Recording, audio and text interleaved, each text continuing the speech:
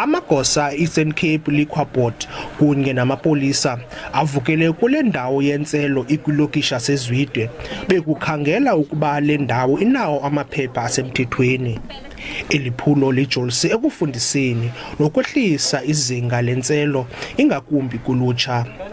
La magosa aphinde athi umthetho uza kudlala indima yawo xa uluntu lusela ezitalatweni. Oko ke kukuzama ukuqinisekisa into kokuba ezindawo zirhweba ngokufanelekileyo.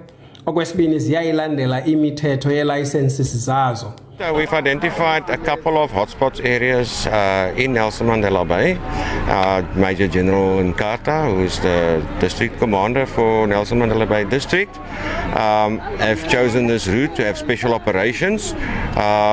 Last week we've done Kwanabushle, whereby we also involved all 18 stations of the metro district. Osomashishini bendawo zentselo banezimvu ezahlukeneyo ngeliphulo.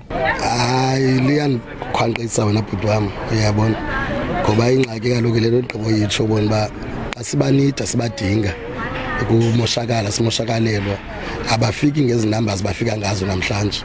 Kubalekile singonothavela into bangaba silandele umthetho ngoba xa uapplyela ilicense phambi kokuba uyifumane indawo yakhe iyazojonga ukuqinisekisa into bangaba zikhona na zonke izixhobo zosebenza. Eliphulo liza kunabelana kwezinye idolophu.